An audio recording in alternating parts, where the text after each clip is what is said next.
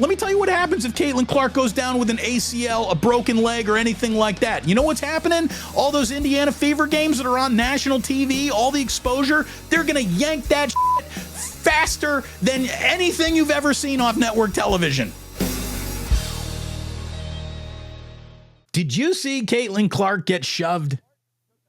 She gets body checked in a game that was billed as, big rivalry. This is like Bird and Magic. Well, not quite. But look, it's great for the league.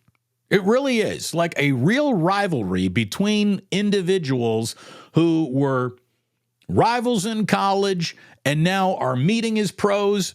This is what the NBA is missing. It really is. And the WNBA has that, and they would be negligent to not promote it as such. Caitlin Clark, Angel Reese.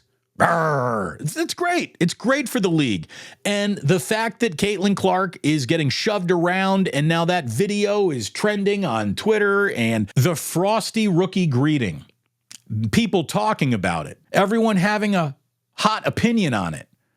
It's great for the league. It's great for the WNBA. Drama and static makes sports more interesting. Any league, any continent, anytime it happens. Drama and interest and anger are fuel for the fire of more coverage, which is what the WNBA has been asking for 20-something plus years. And now they are getting it. But there seems to be a misunderstanding, and it's coming from people who are familiar with the league, not unfamiliar with the league, about what's really going on here. The WNBA and many of the journalists who have covered this league, and many of the journalists who are covering this league are women who used to play in this league, have absolutely lost grip on what's really happening here. If you were a diehard WNBA fan, you were in no matter what, right? And there weren't many. Let's not stop pretending that that was a large piece of the sports talk pie. It was never a big piece of the sports talk pie. We are now discussing it more than ever before. And we're not doing it because of Caitlin Clark versus Angel Reese or Caitlin Clark versus the New York Liberty or Cameron Brink and the LA Sparks or the Las Vegas Aces, who I think are the two-time defending champions of the league, whatever. It's not because of any matchup. It's because of Caitlin Clark. And that's the only reason. And I heard Monica McNutt was she going on Stephen A. Smith this morning and say, look, Stephen A., you could have covered this league 3 years ago. And Stephen A. Smith was basically like, what? There was no reason to really cover this league other than being polite and friendly because there was no casual attention to even pretend was being captured. Now there is more casual attention actually happening to the WNBA than ever before. And it seems to have the WNBA a little caught off guard by, the echo chamber of criticism that comes with, hey, you know what? You got to protect Caitlin Clark. And they do. If you're the Indiana, first of all, if you're the Indiana Fever right now, and I've not watched much of their games, but I'll tell you right now, they need a new head coach. Their coach sucks.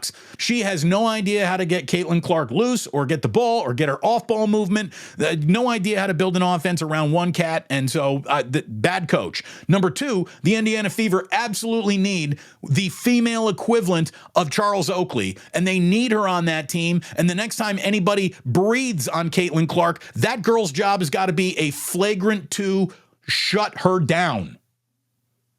What do you do for a league? I pick up flagrant 2s anytime somebody blinks funny at Caitlin Clark. There should be a straight up goon on the Indiana Fever. Just go get yourself a girl named Bertha who is not here to screw around. That's why, if you please, I am on my bended knee. Bertha, don't you come around here anymore. Well, Grateful Dead for you in this morning. Go get a chick named Bertha, whose job it is to fuck up whoever touches Caitlin Clark. Like off the top rope, nothing but elbows, knees, and knuckles. Like your job is to be suspended for 30 games to send a message to the league. This is what happens if you touch Caitlin Clark. You need a goon.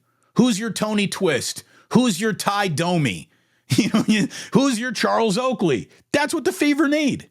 Caitlin Clark is more important to the WNBA than every WNBA player combined, memory combined, franchise combined, story combined, championship ones combined. And I don't care if that is unfair. I don't care if that is foul. I don't care if you think I'm wrong, because I'm not. Because I'm going to tell you right now, there is nothing that has ever made me talk about this league before Caitlin Clark. And I'm not here to talk really about anything else in the league other than Caitlin Clark. That's it. She is the superstar. The rest are playing the guitar. This chick is Jimi Hendrix. So conduct business that way, which means who's the commissioner of the WNBA? There should be a memo going out this morning saying, if you ever touch Caitlin Clark like that again, I am fucking coming for you and your family. Send. I think the Indiana Fever in like 4 games have matched their all-time attendance. Like already. In just 4 games, they've had more people come to see them this year than in every other year combined, I think. Or maybe it's not that much, but it's close. The choice between Caitlin Clark and the rest of you is no choice at all for the business or the future of the league. Wake up and smell the coffee, ladies. I mean, you're literally trying to hurt your meal ticket. Let me tell you what happens if Caitlin Clark goes down with an ACL, a broken leg, or anything like that. You know what's happening? All those Indiana Fever games that are on national TV, all the exposure, they're going to yank that shit faster than anything you've ever seen off network television. With Caitlin Clark, some people care. Without Caitlin Clark, basically nobody but the WNBA nerds give a fuck. If you're offended by that, the truth doesn't care what offends you. It doesn't matter.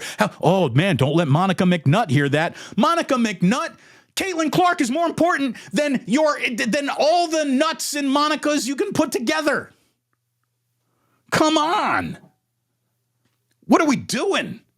You know, you want to live in some world where, well, the entire rookie class is getting a tough initiation into the league. Hey, you know what? I think it's great that these girls got squabbles and they're playing hard and, you know, sometimes are playing more physically than the dudes do. Not with Caitlin Clark. She is one torn ACL away from your league going right back to the end of the line of attention. Let's be honest. Thanks for watching. Tune into the Damon Bruce Show live on YouTube every weekday at 2 p.m. Eastern, 11 a.m. Pacific.